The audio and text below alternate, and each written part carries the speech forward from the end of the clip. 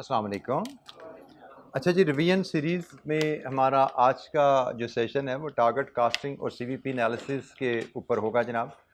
तो हम बात शुरू करते हैं टारगेट कास्टिंग के ओवरव्यू से। एक हमारा छोटा सा एक चैप्टर था जिसको हमने कवर किया था और इसकी सिग्निफिकेंस भी आप को बताई गई थी उस वक़्त कि सिर्फ 2 दफ़ा हम देखते हैं हमारे पास जो अटेम्प्ट एग्ज़ामिन हुई उनमें आया है।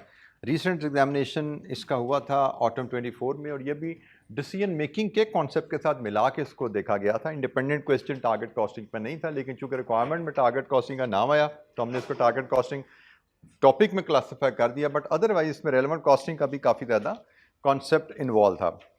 तो एनीवेज जनाब, टारगेट कॉस्टिंग में कुछ 2 या 3 बेसिक कैलकुलेशन थी और एक छोटी सी डिस्कशन थी जो हमने इस पूरे चैप्टर में देखा था। कैलकुलेशन के रेफरेंस से हमने जो चीज़ें इक्वेशन देखी थी इसमें, एक तो टारगेट कॉस्ट।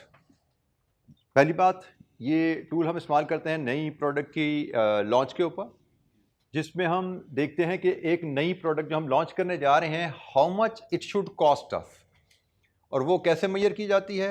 मार्केट सर्वे से हम देखते हैं टारगेट प्राइस क्या है जिसमें हम प्रोडक्ट बेच सकते हैं, और हमारी पॉलिसी के तहत हमारा प्रॉफिट क्या होना चाहिए। प्रोडक्ट कितने की बेच सकते हैं, प्रॉफिट कितना होना चाहिए, इसमें पोर्शन वो लेस करेंगे तो हमें पता लग जाएगा हमें प्रोडक्ट की कॉस्ट कितनी आनी चाहिए। और इसको हम कंपेयर कर लेते हैं एस्टिमेटेड कॉस्ट से या जो प्रोजेक्टेड कॉस्ट से।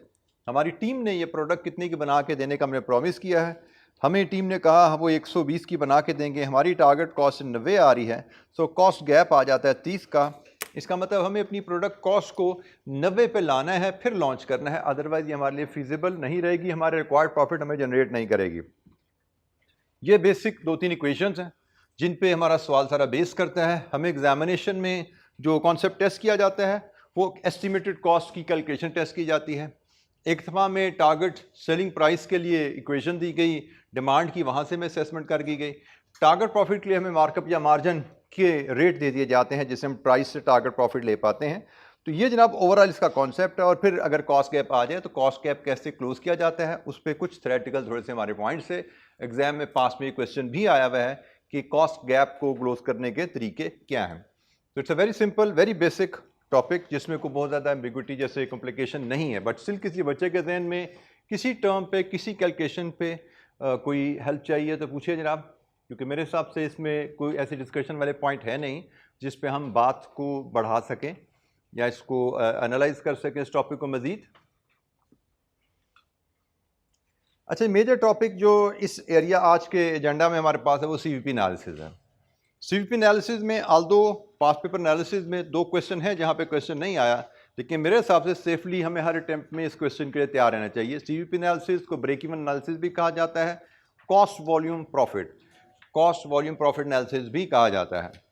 और ये सेक्शन ए का सवाल है जिसमें हमें अप टू 10 मार्क का सवाल आता है। हमें सेक्शन बी में we don't expect, historical pattern बताता है। सेक्शन बी में हमें सीवीपी का एनालिसिस का सवाल कोई बड़ा सवाल नहीं मिलता।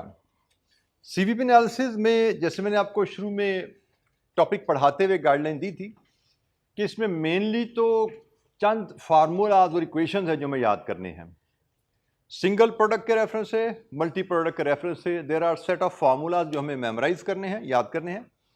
और उसके बाद इसमें आ जाता है चैलेंज उन फार्मूलाज के कम्बिनेशंस को अप्लाई करना, दाएं बाएं लेफ्ट राइट सेंटर से घुमा के रिक्वायरमेंट को एड्रेस करना। सीवीपी एनालिसिस में हमें यूजुअली छोटा सवाल होता है, लेकिन लॉजिकल मैथ्स के अंदाज में आपको कॉम्बिनेशन ऑफ फार्मूलाज को अप्लाई करके लेके चलना होता है। कुछ बेसिक इक्वेशंस जो हमने यहाँ पे सीखी थी, एक तो सीवीपी ब्रेक इवन पॉइंट की डेफिनेशन होगी थी कि at break even point total revenue is equal to total cost. और फिर कुछ अजम्पशन थी कि सीवीपी एनालिसिस के लिए हमें कॉस्ट को फिक्स्ड और वेरिएबल में स्प्लिट ब्रेकअप अलग-अलग चाहिए, या क्वेश्चन में हमें अलग-अलग कॉस्ट दी जाएं, अगर नहीं अवेलेबल तो हाई लो की मदद से हमें अलग-अलग करना पड़ेगा, क्योंकि सीवीपी एनालिसिस तब तक परफॉर्म नहीं हो सकता जब तक हमारे पास फिक्स्ड और वेरिएबल कॉस्ट अलग-अलग अवेलेबल ना हो। फिक्स्ड कॉस्ट यूजुअली फिक्स समझी जाती है at all activity level, variable cost per unit भी कांस्टेंट ली जाती है एट ऑल लेवल, और सेल प्राइस भी कांस्टेंट अज्यूम की जाती है। एज अ रिजल्ट हमारा कंट्रीब्यूशन पर यूनिट भी कांस्टेंट रहता है। और profit is maximise when contribution is maximum. जिस एक्टिविटी लेवल पे, जिस सेल लेवल पे हमारा कंट्रीब्यूशन सबसे ज़्यादा है, उसी सेल लेवल पे हमारा प्रॉफिट भी सबसे ज़्यादा आता है। ये कुछ बेसिक इक्वेशन और फार्मूलाज हैं। सीवीपी एनालिसिस मार्जिनल कॉस्टिंग पे बेस्ड प्रिंसिपल है, इसलिए कंट्रीब्यूशन की इक्वेशन जो हमने मार्जिनल कॉस्टिंग में सीखी थी वही है। टोटल कंट्रीब्यूशन की कैलकुलेशन भी जैसे हमने मार्जिनल कॉस्टिंग में सीखी थी सेम है। प्रॉफिट भी मार्जिनल कॉस्टिंग के तहत जैसे हम कैलकुलेट करते हैं वैसा ही है। और एक बड़ी अहम की इक्वेशन जो मैंने आपसे कहा था कि अक्सर सवालों में ये हमारी बेस बन जाती है क्वेश्चन को स्टार्ट करने के लिए, ये भी हमें याद रखनी है कि कहीं पे सवाल किसी और तरीके से हल नहीं हो रहा तो उसका स्टार्टिंग पॉइंट बाद का ये बेसिक कॉन्सेप्ट होता है कि भाई हमें ब्रेक इवन सेल्स अगर अवेलेबल हों तो ब्रेक इवन सेल्स का कंट्रीब्यूशन कैलकुलेट कर लें, तो ब्रेक इवन सेल्स का contribution is equal to fix cost. इस प्रिंसिपल पे कई सवाल हमारे इनिशिएट हो जाते हैं। ये जी हमारे पास कुछ बेसिक फार्मूलाज थे सिंगल प्रोडक्ट के रेफरेंस से। ब्रेक इवन पॉइंट यूनिट्स निकालना हो तो fix cost over contribution per unit. Sale units to achieve target profit निकालना हो तो fix cost plus target profit. और यहाँ पे एक बात आपको हाईलाइट की थी, यहाँ पे जो टारगेट प्रॉफिट फॉर्मूले में आता है वो बिफोर टैक्स होता है, याद रखना है हमें। मार्जिन ऑफ सेफ्टी का फार्मूला हमने पढ़ा था कि मार्जिन ऑफ सेफ्टी यूनिट्स में रुपीस में लेना हो तो बजटेड सेल्स रुपीस ले लो, माइनस ब्रेक इवन से रुपीस कर लो तो मार्जिन ऑफ सेफ्टी रुपीस में आ जाएगा। बजटेड सेल्स यूनिट्स ले लो, break even sales units minus कर दो तो मार्जिन ऑफ सेफ्टी यूनिट्स आ जाएगा। और once margin of safety rupees में या यूनिट्स में अवेलेबल है, हम मार्जिन ऑफ सेफ्टी को परसेंटेज में भी कैलकुलेट करके रिपोर्ट कर सकते हैं। And it is always calculated with reference to budgeted sales. ख्याल रखना है डिनोमिनेटर में बजटेड सेल्स आता है, ब्रेक इवन सेल्स नहीं आती। क्या रखना है, margin of safety is always taken as a percentage of budgeted sale. फिर एक टर्म हमने सीएस रेशियो की पढ़ी थी, कंट्रीब्यूशन पर यूनिट और सेल प्राइस पर यूनिट करें तो सीएस रेशियो आ जाती है। और सीएस रेशियो को कैलकुलेट करने का एक तरीका यह भी है कि total contribution of the organisation divided with total revenue of the organisation कर दें तो यहां से भी हमें सीएस रेशियो मिलती है। एक यूनिट सिंगल प्रोडक्ट में कंपनी डील कर रही है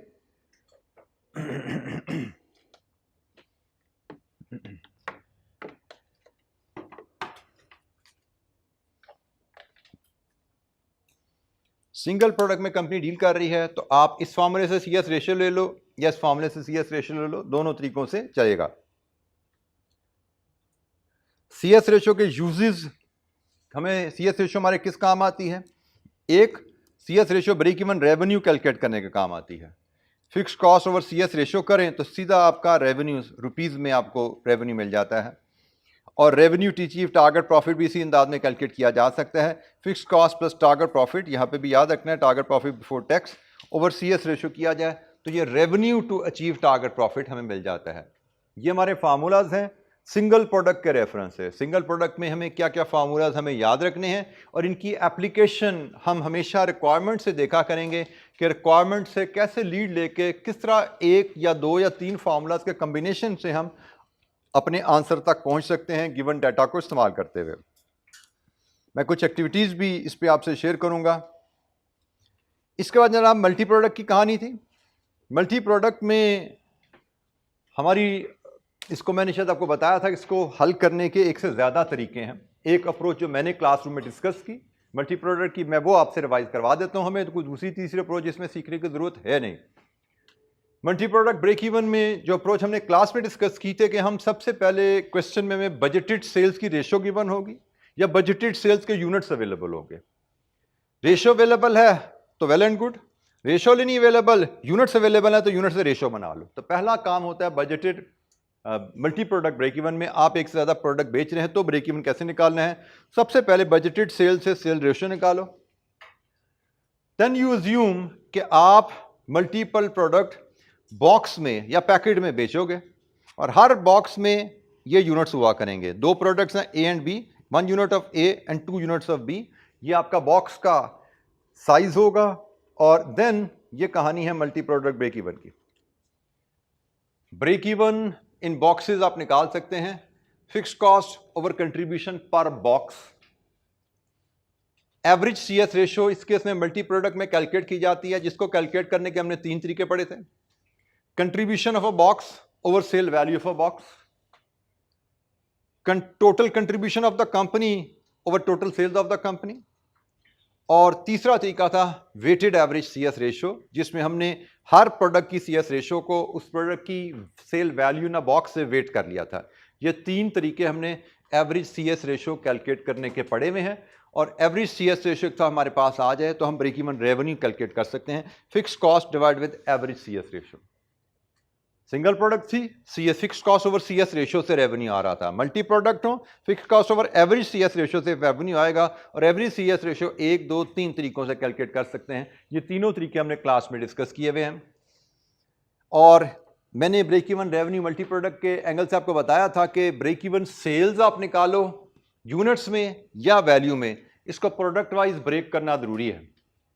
जैसे अभी हमने पढ़ा कि हमारी रेशो ये है जनाब A और B की। अगर बॉक्सेस हमारे पास से 5000 आ गए हैं तो हम इसको यूनिट्स में कन्वर्ट करेंगे। हम कहेंगे जी A का ब्रेक इवन है 5000 इंटू 1 और B का ब्रेक इवन है 5000 इंटू 2। क्योंकि 5000 बॉक्सेस हैं तो इनमें 5000 यूनिट्स ऑफ A होंगे और 5000 बॉक्सेस हैं इनमें 10000 यूनिट्स ऑफ B होंगे। ये हमारा ब्रेक इवन। अगर हमारा answer break even in boxes 5000 आया तो जवाब यहाँ पे ख़त्म नहीं होगा, हम इन बॉक्सेस को कन्वर्ट करेंगे यूनिट्स में तो हमारा जवाब ख़त्म होता है। सिमिलरली जब यहाँ पे जवाब हमारा रेवेन्यू में आ जाता है से ₹200 मिलियन, तो जवाब यहाँ पे ख़त्म नहीं होता, इसको A और B में स्प्लिट करना होता है। और किस रेशो में स्प्लिट करते हैं जनाब? Using the ratio of sale value of the products in a box. Sale value के एक बॉक्स में सेल वैल्यू क्या है A और B की। लेट्स अज्यूम एक यूनिट आपका, एक बॉक्स में एक यूनिट A का है, 2 यूनिट B के हैं। प्राइस इसकी से 200 है और इसकी से 150 है। तो यहां से जनाब एक बॉक्स का रेवेन्यू बनेगा, इसका 200, इसका 300, टोटल 500। इसका मतलब A का रेवेन्यू है 2/5 और B का रेवेन्यू है 3/5। हम इस 200 मिलियन को स्प्लिट करेंगे 2/5 3/5 रेशियो में, क्योंकि एक बॉक्स हमारा 500 का है जिसमें 200 रुपए के A के यूनिट्स हैं और 300 रुपए का रेवेन्यू B से आ रहा है। तो इस रेशियो में रेवेन्यू को स्प्लिट किया जाता है। वो ब्रेक इवन या टारगेट प्रॉफिट के लिए रेवेन्यू निकाला है। रेवेन्यू को प्रोडक्ट्स में ब्रेक करोगे तो ही सवाल आपका कंप्लीट होता है। ये बेसिक फार्मूलाज हमने जैसे किताब में लिखे हुए थे उसी तरह एक रिकैप लिया और उनकी जहां जहां मुझे जरूरत पड़ी थोड़ी सी मैंने नंबर्स की सपोर्ट ली। Any question? अच्छा, थोड़ा सा मैं रिकैप आपको देता हूं। एग्जाम क्वेश्चन जो हमने देखे थे उनकी रिक्वायरमेंट में हमें छोटे छोटे जो ट्रिक्स मैथमेटिक्स जो हमें देखने को मिला था उसका हम रिकैप ले लेते हैं। आल्दो ये सारे हमने क्लास में डिस्कस किए हुए हैं, लेकिन जैसे हमारा रिवीजन का अंदाज है कि हम इसको रिकैप लेंगे। जी बेटा, इलस्ट्रेशन 15, उसमें क्या मसला है इलस्ट्रेशन में?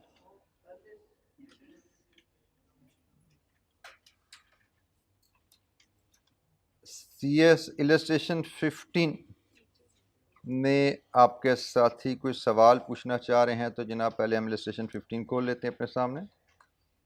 जी बेटा, इसमें क्या इशू है? बेटा इसमें मैंने आपको बताया ना कि इसमें आपको एवरेज CS रेशो किस फार्मूले से निकालनी है? Revise weighted average ratio. ये क्लास में किया हमने सवाल। क्या चैलेंज पूछो मुझसे, क्या सवाल इसमें इशू क्या है आपको? कहां तक पहुंचे और कहां पे फंस गए जाके आप? जी बेटा,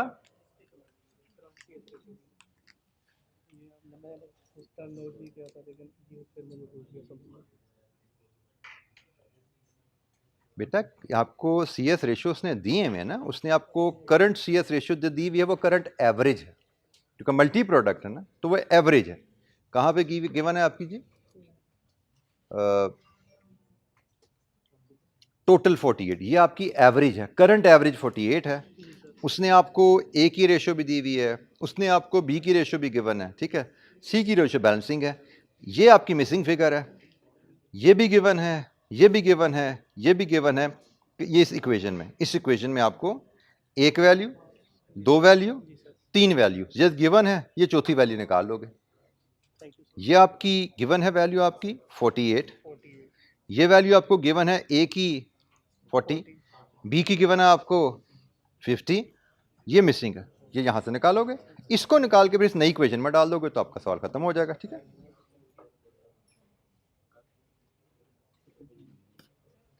अच्छा जी, मैंने कुछ ट्रिक्स जो मैंने कहा था कि एग्जाम के रेफरेंस से जो मैं डिफरेंट क्वेश्चन में टेस्ट हुई हैं, मैं उनका आपको ज़रा रिकैप दे दूं। एक हमें एक से ज़्यादा सवालों में ये चीज़ ऐसे टेस्ट की गई है। नॉर्मली हमें जो दिया जाता है रिलेशनशिप के प्राइस और कंट्रीब्यूशन मार्जिन रेशो, प्राइस 100 है, कंट्रीब्यूशन मार्जिन रेशो 20 है, तो हमें पता था वेरिएबल कॉस्ट हमारी 80 आ गई। लेकिन कुछ सवालों में कॉन्सेप्ट को इस तरह प्लेस किया गया है जिसमें हमें कहा जाता है कंट्रीब्यूशन मार्जिन 40 है लेकिन वो नेट ऑफ 2% कमीशन है। तो हमने जो रिलेशनशिप वहां पे जो स्टैब्लिश किया था, हमने कहा था कि प्राइस 100 है तो कमीशन यहाँ पे 2% अगर है तो नेट प्राइस हमारी जो बचती है वो 98 है। कंट्रीब्यूशन मार्जिन इस 98 का 40% है, कितना बनता है 39.2।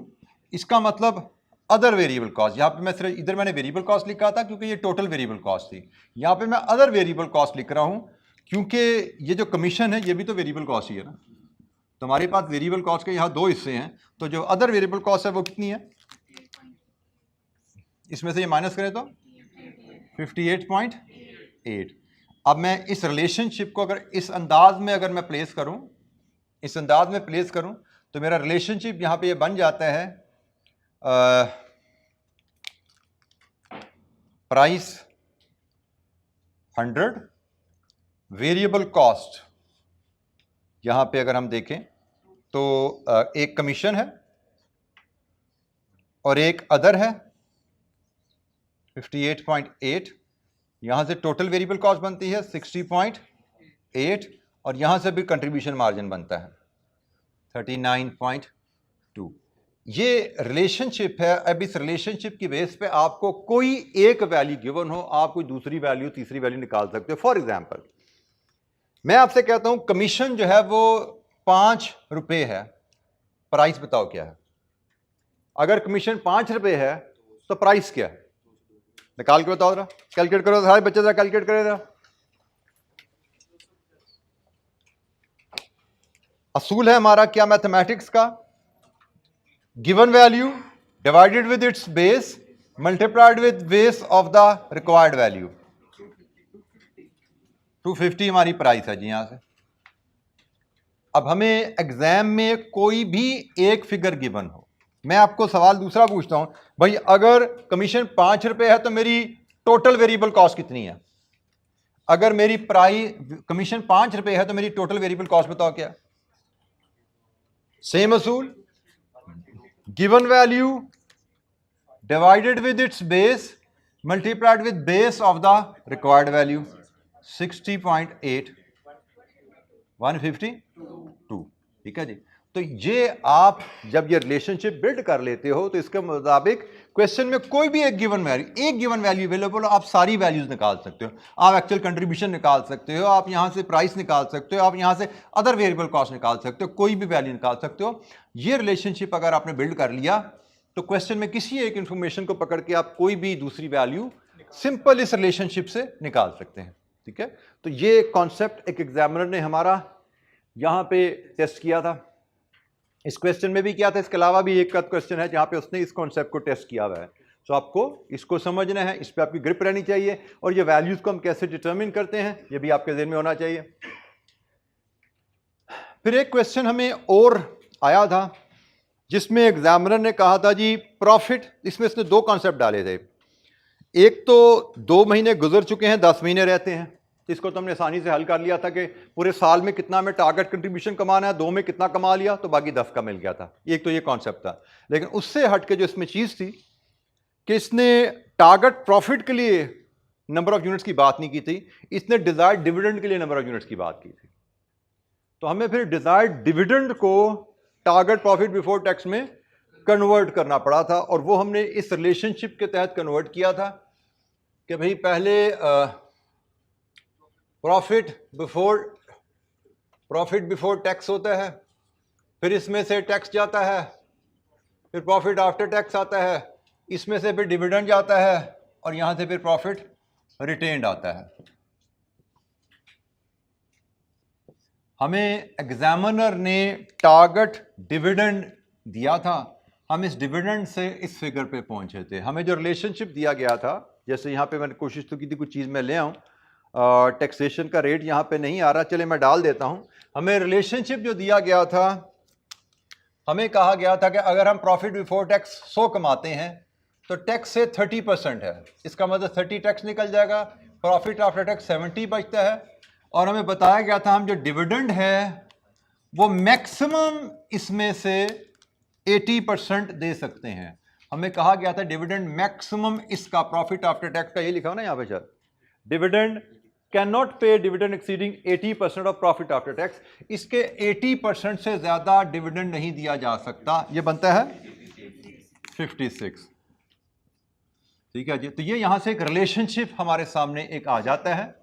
रिलेशनशिप क्या है कि अगर ये 100 है तो ये 30 और 100 30 70, ये तो बन गया 100 30 70, लेकिन दूसरे केस में अगर ये 100 है तो ये 80 है। ठीक है जी, ये हमें एक रिलेशनशिप यहाँ गिवन था, हमने इस रिलेशनशिप को यूज करके यहां तक पहुंचना था, जो हमने फिर अल्टीमेटली यूज करना था fix cost plus required profit before tax. ये फिगर हमने प्रॉफिट बिफोर टैक्स की इधर लाके फिर ऐड करनी थी। तो इस केस में हमें उसने कहा था कि डिविडेंड 5% ऑफ डिविडेंड पे किया जा सकता है, लेकिन डिविडेंड प्रॉफिट आफ्टर टैक्स का 80% से ज्यादा नहीं हो सकता। ये जो डिविडेंड की परसेंटेज दी जाती है ये पेड अप कैपिटल पे लगता है, ये डिविडेंड की जो रेशियो दी जाती है ये पेड अप कैपिटल पे लगता है। तो let's assume paid up capital अगर हमें कहा जाए एक ऑर्गेनाइजेशन का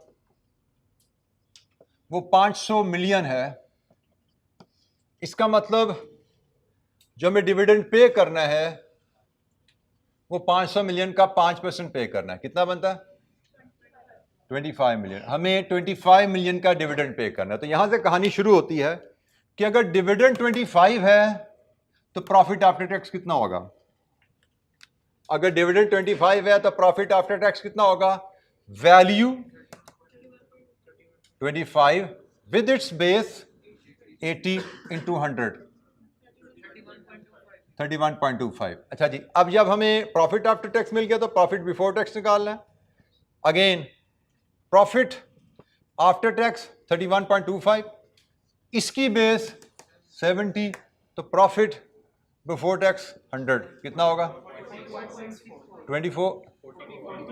44.64। लीजिए जी, ये हमारा प्रॉफिट बिफोर टैक्स की फिगर आ गई। एग्जामिनर ने हमें डिविडेंड का ये टारगेट दिया था, बाकी उसने परसेंटेजेस दी हुई थी, परसेंटेजेस से मैंने ये रिलेशनशिप निकाले हैं। उस रिलेशनशिप को लेते हुए मैं टारगेट प्रॉफिट पे पहुंच गया 44.64, जिसको मैंने फिक्स कॉस्ट में ऐड करना है तो मेरा टोटल कंट्रीब्यूशन आ जाता है। परसेंटेजेस और प्रोपोर्शन की सिग्निफिकेंस मैं आपको पूरे सेमेस्टर में बताता रहा हूं कि अगर आप परसेंटेजेस प्रोपोर्शन के ऊपर आपकी ग्रिप रहेगी तो ही आप ओवरऑल एक अच्छी परफॉर्मेंस दे पाओगे डिसीजन मेकिंग में, सीवीपी एनालिसिस में, प्राइमरली इन एरियाज में। बाकी एरियाज में भी इनकी अहमियत है, लेकिन सीवीपी में, डिसीजन मेकिंग में, रेलेवेंट कॉस्टिंग में यहाँ पे परसेंटेज प्रोपोर्शन की अहमियत ज़्यादा हो जाती है। इन सवालों को परफॉर्म करने के लिए आपकी ग्रिप बहुत ज़्यादा बेहतर होनी चाहिए इन एरियाज में। जी बेटा, एनी क्वेश्चन? एक हमने ये ट्रिक देखी एग्जामिनर ने जो हमें कई दफ़ा टेस्ट की हुई है, ये ट्रिक भी एग्जामिनर ने हमें 1 या 2 सवालों में टेस्ट की हुई है, ज़्यादा में नहीं है, 1-2 में ये भी है, एग्जामिनर वेरी करता रहता है। और एक ये भी एग्जामिनर ने ट्रिक्स टेस्ट की थी हमें जो रूटीन से हट की थी, कैपेसिटी यूटिलाइजेशन, कि भैया आपने जो टारगेट सेल्स निकाली हैं या जो ब्रेक इवन सेल्स निकाली हैं उस पर कैपेसिटी यूटिलाइजेशन कितने % है। और हमने इसका कॉन्सेप्ट पढ़ा था कैपेसिटी यूटिलाइजेशन का,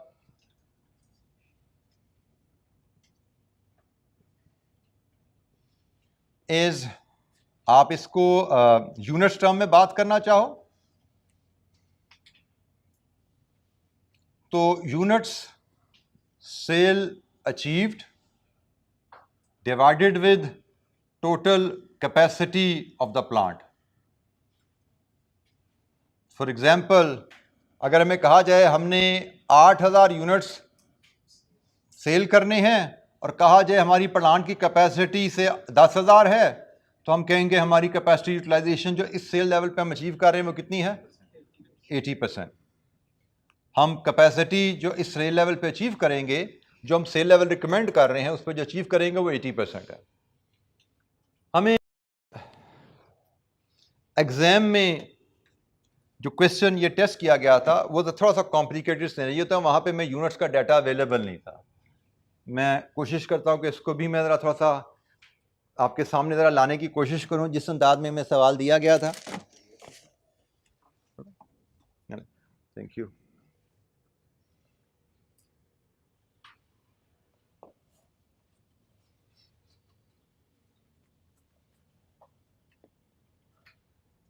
हमें वहाँ पे एग्जामिनेशन में क्वेश्चन जो दिया गया था वो कुछ इस अंदाज में बन रहा था कि हमें टारगेट रेवेन्यू हमने निकाला था, हमने टारगेट रेवेन्यू निकाला था और हमें पता है रेवेन्यू क्या होता है, यूनिट्स इनटू प्राइस।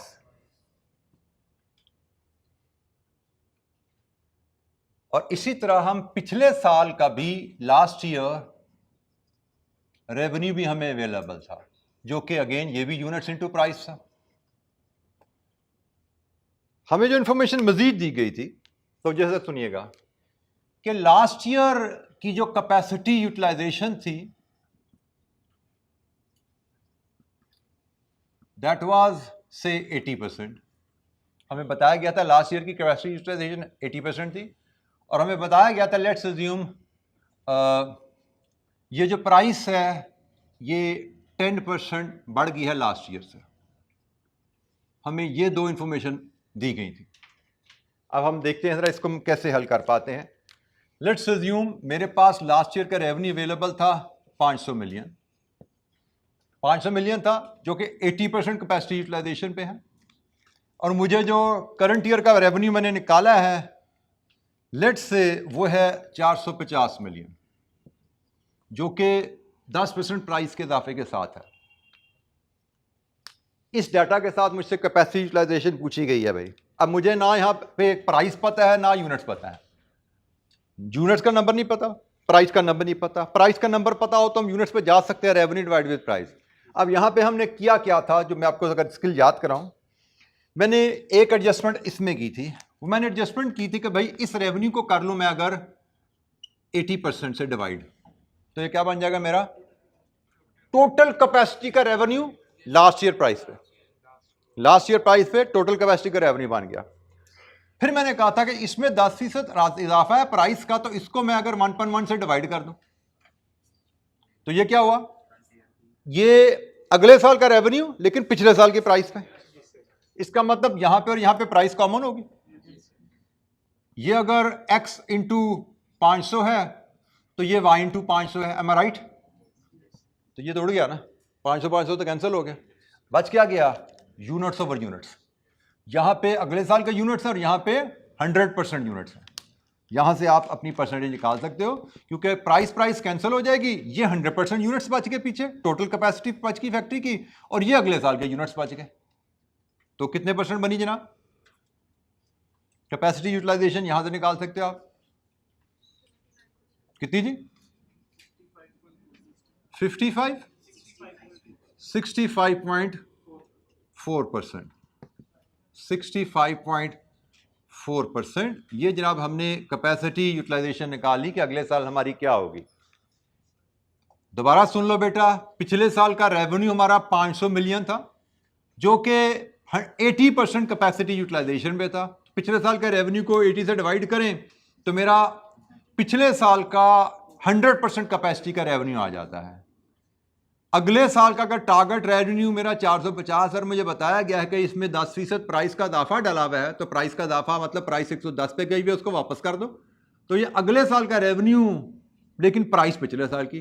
तो यहां पे और यहां पे प्राइस कॉमन है, कॉमन प्राइस है, कैंसिल आउट हो जाएगी, तो पीछे यूनिट्स ओवर यूनिट्स बच जाते हैं। नीचे 100% यूनिट्स हैं, ऊपर अगले साल के सिर्फ टारगेट यूनिट्स हैं, तो अगले साल के यूनिट्स ओवर 100% कैपेसिटी के यूनिट्स, ये कैपेसिटी यूटिलाइजेशन परसेंटेज हमारी यहाँ से निकलती है।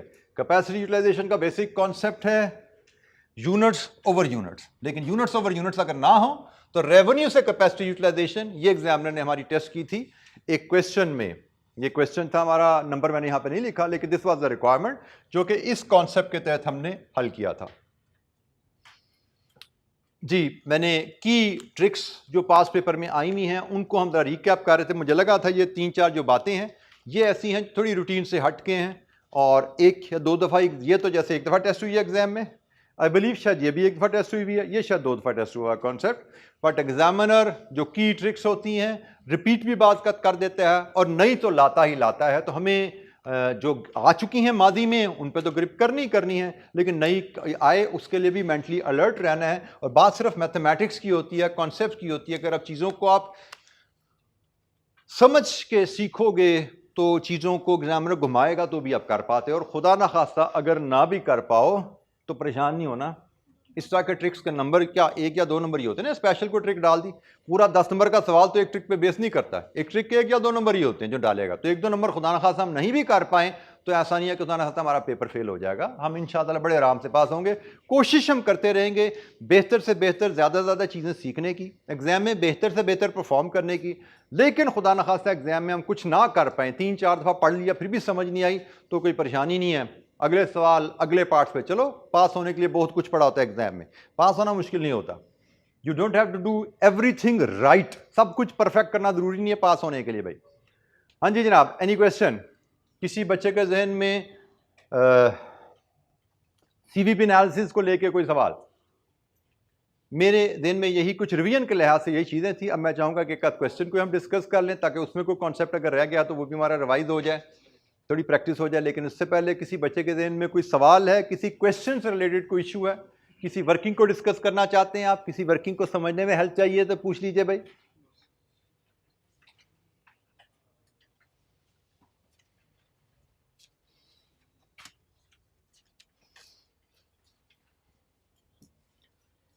अच्छा जी, एक क्वेश्चन है मल्टी प्रोडक्ट सिनेरियो पे।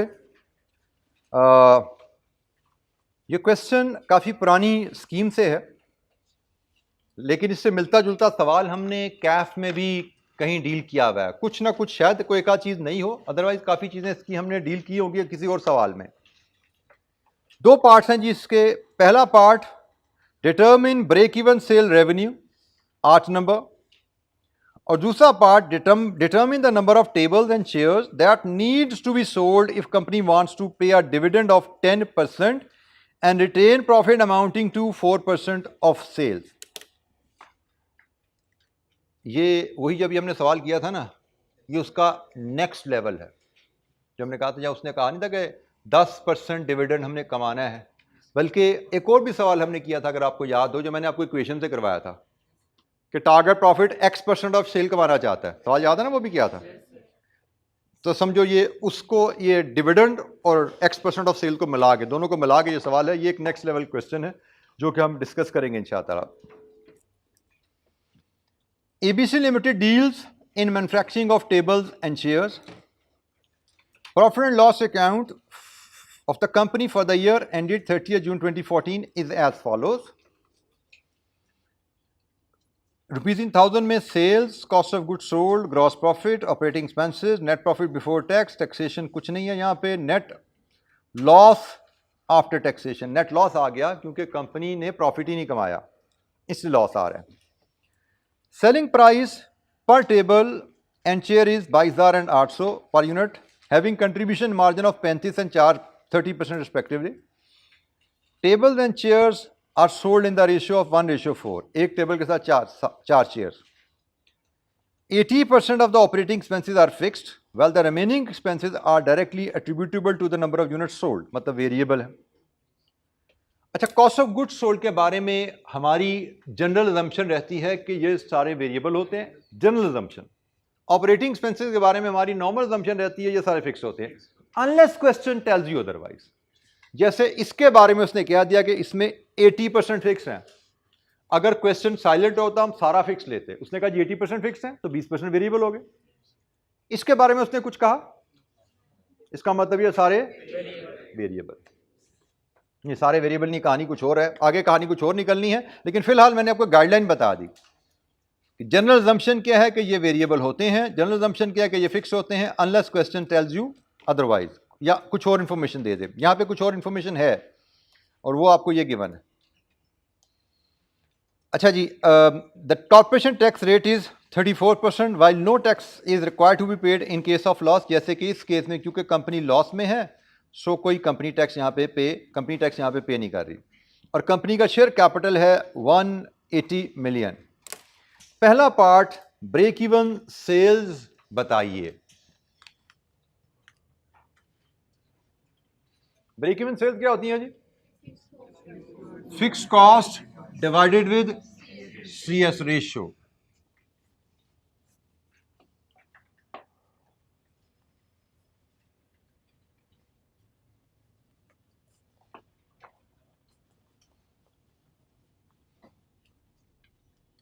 अच्छा, इस तरह का क्वेश्चन, जैसे ये वाला पार्ट जो पहला पार्ट है ना, इससे तो मिलता जुलता हमने बिल्कुल कहीं ना कहीं इसको सॉल्व किया हुआ है किसी पास पेपर में। हमें टोटल कॉस्ट इदारे की अवेलेबल है, ये इदारे की टोटल कॉस्ट है, ऐसा ही है, cost of goods cost plus operating expenses. और मुझे ये कंट्रीब्यूशन मार्जिन अवेलेबल है। 35% कंट्रीब्यूशन मार्जिन का मतलब इसमें 65% वेरिएबल कॉस्ट है, और 30% कंट्रीब्यूशन मार्जिन का मतलब इसमें 70% वेरिएबल कॉस्ट। मेरे पास टोटल कॉस्ट अवेलेबल है। टोटल कॉस्ट में से अगर टोटल वेरिएबल कॉस्ट लेस कर दूं तो बाकी फिक्स कॉस्ट बच जाएगी। टोटल वेरिएबल कॉस्ट लेस करने के लिए एक तो मुझे वेरिएबल कॉस्ट पर यूनिट चाहिए, वो तो मिल रही है यहां से, और दूसरी चाहिए यूनिट्स, क्योंकि वेरिएबल कॉस्ट पर यूनिट को नंबर ऑफ यूनिट से मल्टीप्लाई करें तो टोटल वेरिएबल कॉस्ट आएगी ना, तो मुझे यूनिट्स चाहिए। मेरी वर्किंग जो यहां पे बनेगी, total cost less total variable cost, this gives you total cost में से वेरिएबल कॉस्ट निकाल दोगे तो बचेगी total fix cost. Total fix cost को आप डिवाइड कर दोगे CS रेशियो के साथ, तो हमें मिल जाएगा ब्रेक इवन रेवेन्यू। पहला पार्ट यही है, ब्रेक इवन सेल्स। हमें ब्रेक इवन रेवेन्यू मिलेगा, और फिर इस रेवेन्यू को हम टेबल्स और चेज में ब्रेक करना ये ज़रूरी है। टेबल्स में कितना जाएगा, चेज में कितना जाएगा, ये ज़रूरी है। यहाँ पे हमारा पहला पार्ट ख़त्म होगा।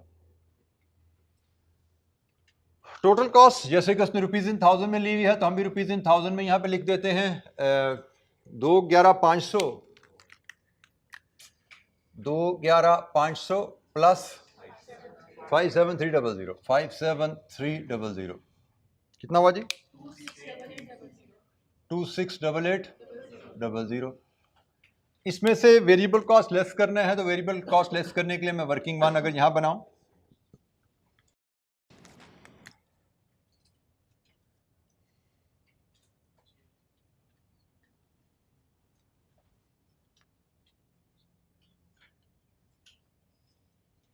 यहां पे मैं प्रोडक्ट लूं,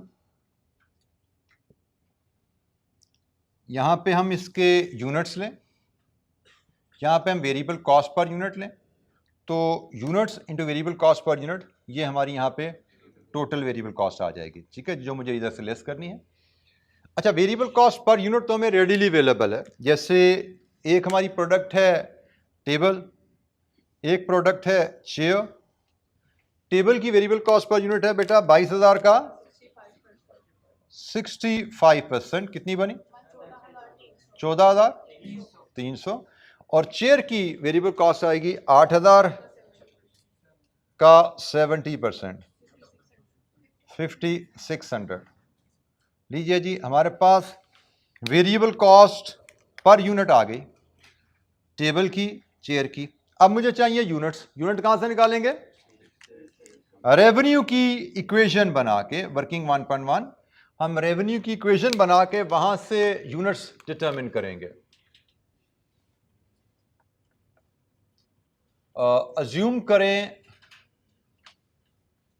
सेल ऑफ टेबल जो हैं वो X यूनिट्स हैं, तो फिर सेल ऑफ चेयर्स कितनी हो जाएंगी? 4X हो जाएंगी। तो फिर रेवेन्यू की इक्वेशन बनेगी आपकी, टेबल की प्राइस है 22,000, X plus 8,000 into 4X is equal to कितना रेवेन्यू है? 243 मिलियन। बेटा अब ये हम मिलियन में ले जाएंगे, तो जो वजह क्यों हमने जीरो क्यों लगा दिया साथ, क्योंकि ये प्राइस हमारी रुपीज़ में है। जब ये रुपीज़ में है तो ये वैल्यू भी मुझे रुपीज़ में चाहिए, रुपीज़ इन थाउजेंड में नहीं चाहिए। ये मैथमेटिक्स है, इसके बारे में मैं पहले आपको अलर्ट कर चुका हूँ।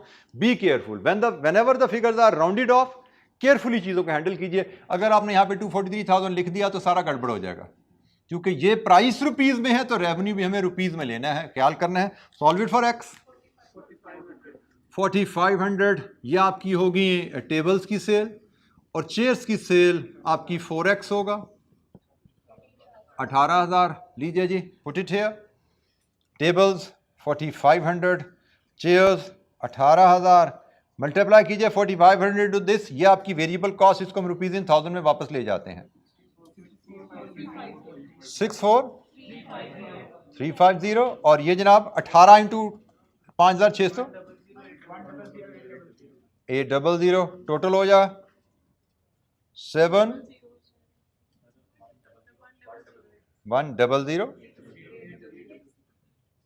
800 जी, 150। लीजिए जी, ये हमारी वेरिएबल कॉस्ट आ गई। यहाँ पे हम लेस करेंगे टोटल कॉस्ट में से 165,150, तो फिक्स कॉस्ट 103,650। लीजिए जी, हमारा फिक्स कॉस्ट है। CS ratio contribution over sales होते हैं, और कंट्रीब्यूशन होता है सेल्स माइनस वेरिएबल कॉस्ट। ये है जी सेल्स, ये है वेरिएबल कॉस्ट, ये कंट्रीब्यूशन हो गया over sales. Contribution over sales आपकी CS रेशो आ गई कितने परसेंट जी? 32.04%, और यहाँ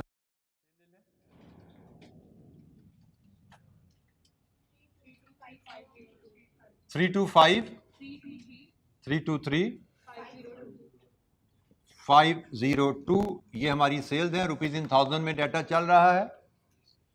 और यहां से अब हम इसको स्प्लिट कर लेंगे टेबल्स और चेयर में। रेशो हमारी बनेगी बॉक्स, एक बॉक्स में टेबल और चेयर 1:4 है, और रेवेन्यू की रेशो निकालनी हो तो ये 32 है और ये 22 है, 54। लीजिए जी, ये हमारी रेवेन्यू की रेशो यहाँ से आ गई। इसमें अब हमने स्प्लिट करना है इस ब्रेक में रेवेन्यू को। 22 डिवाइड विथ 54 इंटू 323,502, और 32 ओवर 54 इंटू 323,502। लीजिए जी, ब्रेकिंग में रेवेन्यू में टेबल का हिस्सा 1,797, और चेयर का हिस्सा 197, 191, 705। लीजिए जी, ये ब्रेक इवन रेवेन्यू का हमारा पहला पार्ट कंप्लीट हुआ क्वेश्चन का, जिसमें हमसे कहा गया था ब्रेक इवन रेवेन्यू कैलकुलेट करके दीजिए।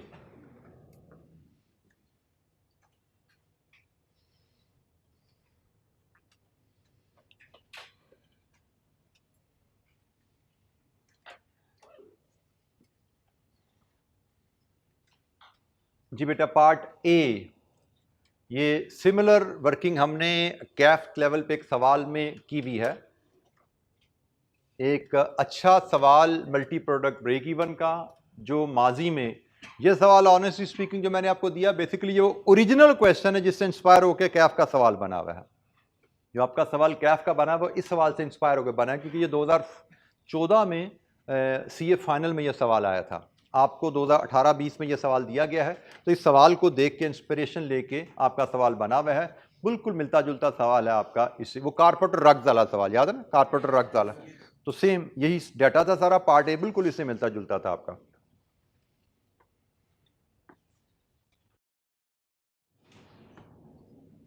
जी, एनी क्वेश्चन बेटा?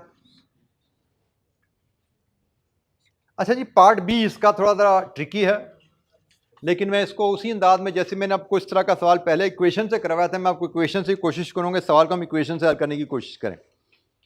Determine the number of tables and chairs that need to be sold if the company wants to pay a dividend of 10% and retain profit amounting to 4% of cell.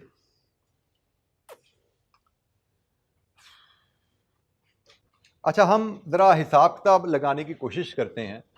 पहले तो यहाँ पे हम ऐसे assumption ले लेते हैं। अजम्पशन ले, सबसे पहले उसने हमसे यूनिट्स मांगे हैं ना, कितने यूनिट बेचे। तो हमने कहा जी अज्यूम करो टेबल्स x हैं और चेयर्स 4x हैं।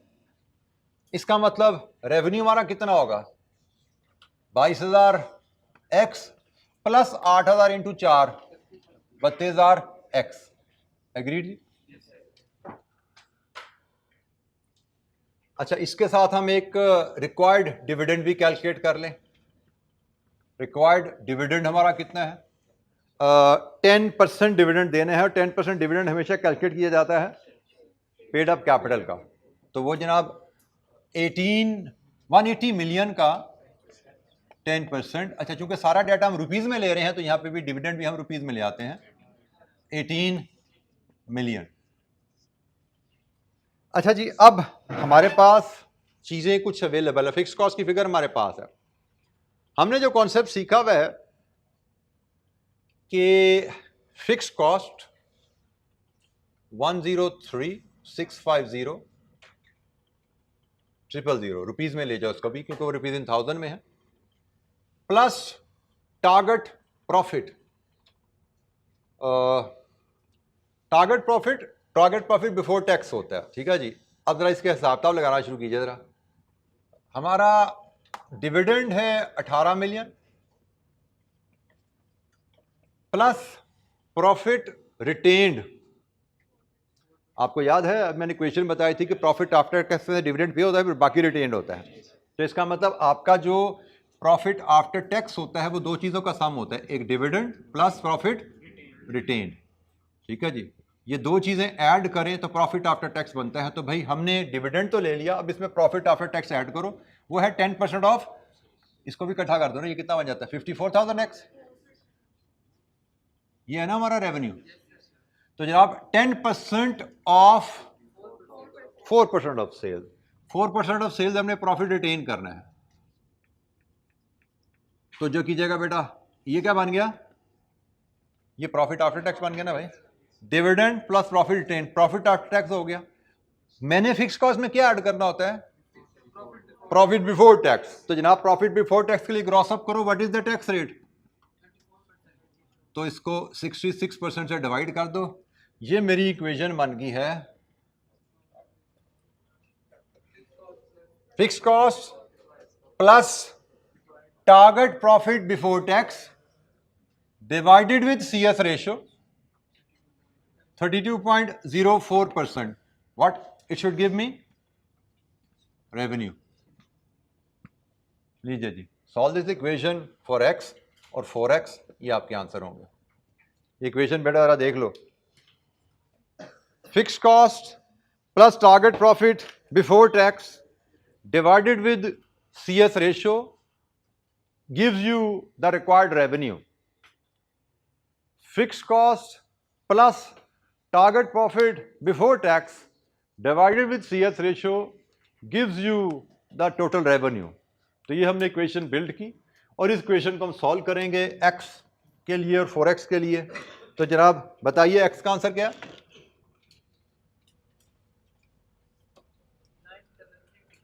933.2 और 4x इंटू 4 37,330 यूनिट्स।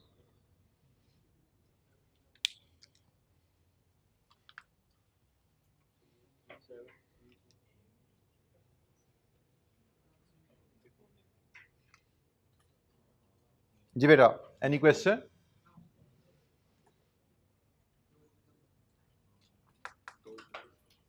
अब देखिए जरा, ये पार्ट भी 8 नंबर का है और ये भी 8 नंबर का है। उसकी वर्किंग देखिए कितना टाइम लगा। मैंने शायद आपको कहा था ना कि आपको जरा देखना है कि चीज़ दिमाग में हो तो लिखने में टाइम कितना लगता है। अब ये अगर आप सोल्यूशन देख पा रहे हो तो ये सोल्यूशन अगर आपको समझ आ रही है सोल्यूशन है क्या, तो सोल्यूशन पेपर पे ला के लिखने में 2-3 मिनट से ज़्यादा नहीं लग रहे। लेकिन 8 नंबर का पार्ट है, इंटू 1.8 करो तो 12-13 मिनट बनते हैं आपको इसको लिखने के लिए। 12-13 मिनट टोटल बनते हैं, टोटल 12-13 है, लिखने में 3-4 लगने हैं, 5 लगने हैं भाई। तो इसका मतलब 8-10 मिनट सोचने के लिए है। और यहाँ पे प्रॉब्लम आती है कि हम लोग सोचने से घबरा जाते हैं, परेशान हो जाते हैं जब हमें टाइम लगाना पड़े सोचने पे। तो आपके सामने है ये सोल्यूशन कि ये 8 नंबर में सिर्फ इतना सा काम लिखने का, और ये प्रॉपर एग्जामिनेशन के लिहाज से प्रेजेंटेबल सोल्यूशन है। जी बेटा, एनी क्वेश्चन? इसमें ये कंपोनेंट थोड़ा सा ऐड हो गया प्रॉफिट बिफोर टैक्स और सेल्स के साथ से प्रॉफिट रिटेन्ड का, जो कि हमने क्लास में सवाल किया था उससे थोड़ा सा हटके है। जी, कोई सवाल किसी बच्चे के जहन में सीवीपी एनालिसिस से रिलेटेड?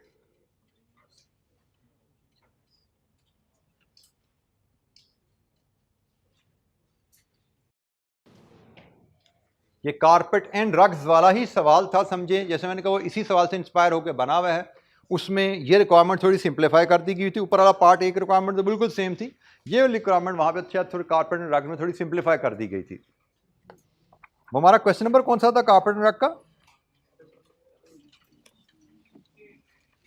8। हमारी किताब में क्वेश्चन नंबर 8 एग्जैक्टली।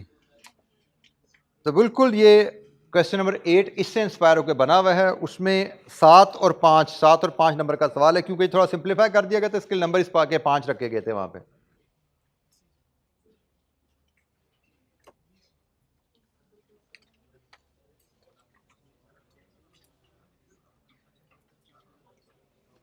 जी, एनी क्वेश्चन? कोई सवाल?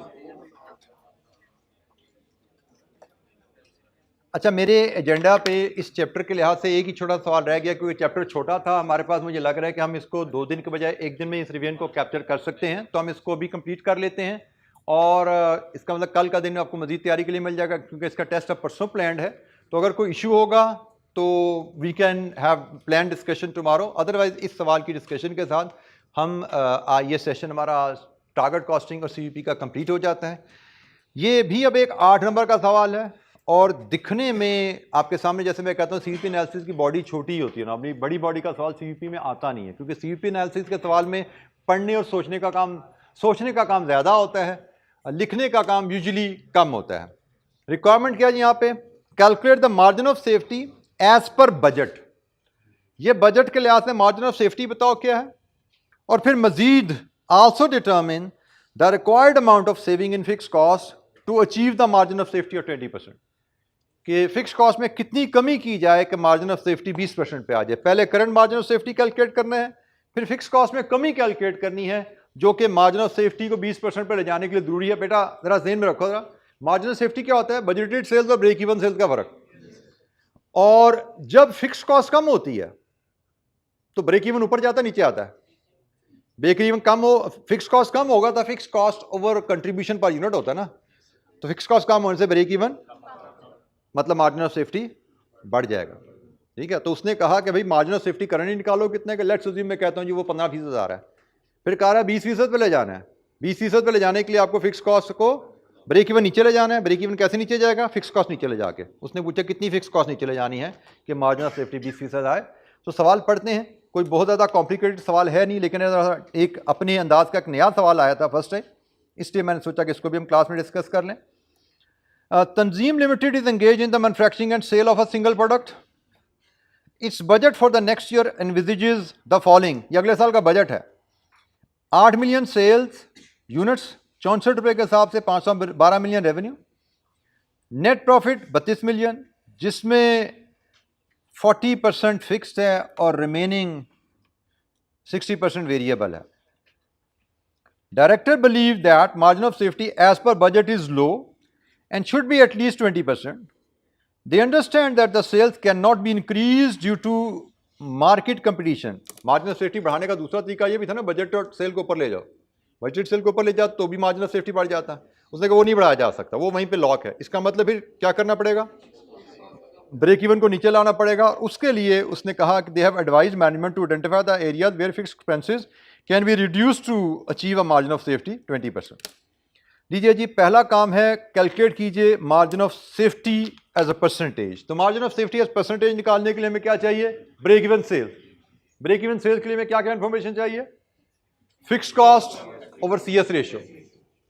Fixed cost over CS ratio से ब्रेक इवन सेल्स हमारे पास आएंगी, और वहां से फिर हम मार्जिन ऑफ सेफ्टी आसानी से कैलकुलेट कर सकेंगे।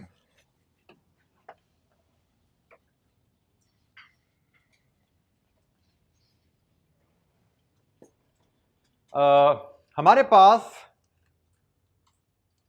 रेवेन्यू अवेलेबल है, प्रॉफिट अवेलेबल है, और रेवेन्यू से प्रॉफिट तक पहुंचने का सफर कैसे होता है?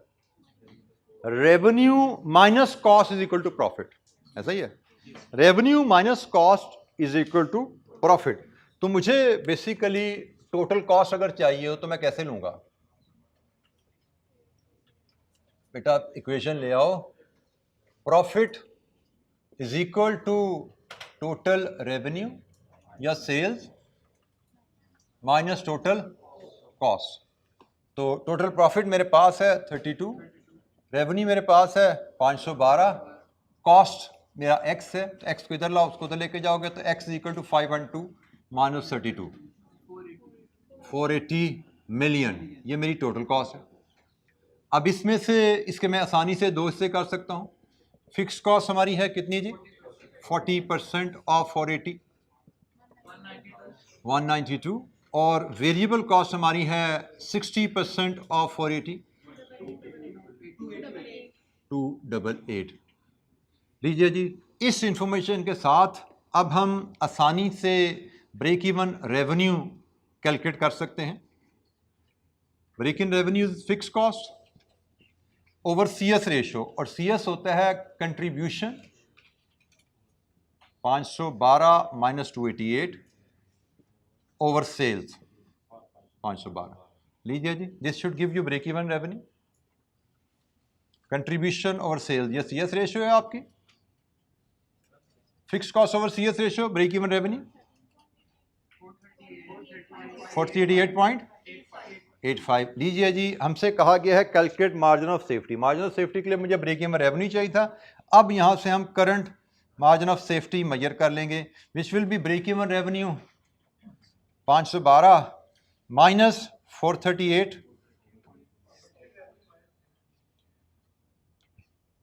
Budgeted sales minus break even sales divided with budgeted sales. Percentage में लेंगे क्योंकि हमें परसेंटेज टर्म में मार्जिन ऑफ सेफ्टी की बात की जा रही है।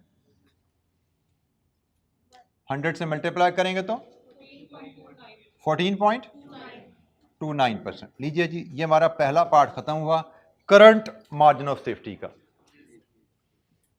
मार्जिन ऑफ सेफ्टी परसेंटेज में budgeted sales minus break even sales over budgeted sales, ये हमारा मार्जिन ऑफ सेफ्टी है बजटेड सेल्स के हिसाब से 14.29%। अच्छा, दूसरा सवाल उसने हमसे पूछा है, बड़ा ही आसान सवाल है, कि आप फिक्स कॉस्ट में कितनी कमी करोगे कि मार्जिन ऑफ सेफ्टी 20% पे आ जाए। ये वर्क बैक बेसिकली बेटा होना है आपका, ये आपका वर्क बैक होना है। आप देखोगे कि अगर मार्जिन ऑफ सेफ्टी 20% हमने रखना है तो उसके हिसाब से हमारी ब्रेक इवन सेल्स कितनी बनती हैं? 512 का 80%, ऐसा ही है जी। 512 में से 20% मार्जिन ऑफ सेफ्टी निकाल दो तो 80% ब्रेक इवन होंगे। कितनी बनी? 40। ये हमारी ब्रेक इवन सेल्स है। और अगर मेरे पास ब्रेक इवन रेवेन्यू है, CS रेशियो है, तो this is my X. Break even revenue मेरा 409.6 है,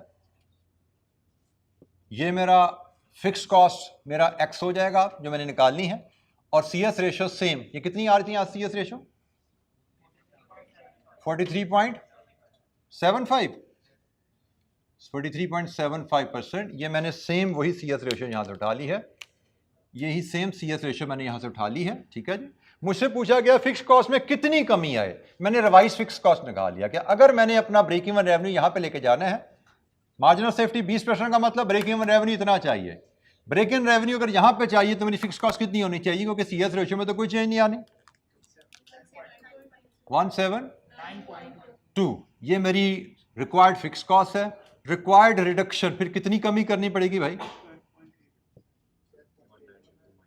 192 माइनस 179.2, 12.8 मिलियन रुपीस की रिडक्शन। फिक्स कॉस्ट में इतनी कमी करेंगे तो हमारा मार्जिन ऑफ सेफ्टी 20% पे पहुंच जाएगा। फिक्स कॉस्ट में कमी होगी तो हमारा ब्रेक इवन रेवेन्यू 409 पे आ जाएगा। पहले ब्रेक इवन रेवेन्यू तो हमारा ज्यादा 438.85, फिक्स कॉस्ट कम होने से ब्रेक इवन कम हो जाता है। ब्रेक इवन कम होगा तो मार्जिन ऑफ सेफ्टी ऑटोमेटिकली बढ़ जाएगा सेम बजटेड सेल्स पे। जी, एनी क्वेश्चन, कोई सवाल?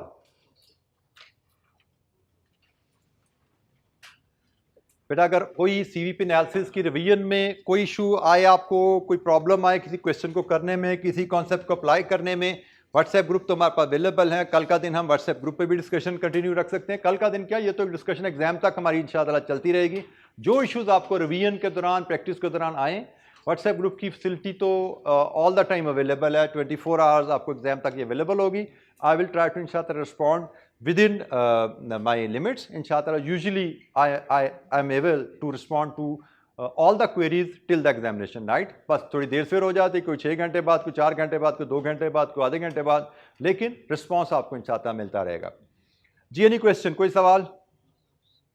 अच्छा, ये आज के लिए इतना ही। बाकी कल इंशाल्लाह जिस पर हमारा सेशन नहीं होगा, अब परसों आपका टेस्ट है इस एरिया पे, उसके बाद हम मिलेंगे जो लास्ट हमारा एरिया है वेरिएंस एनालिसिस का, उसकी डिस्कशन के लिए, ठीक है जी। और वो डिस्कशन हम करेंगे थर्सडे फ्राइडे, ठीक है।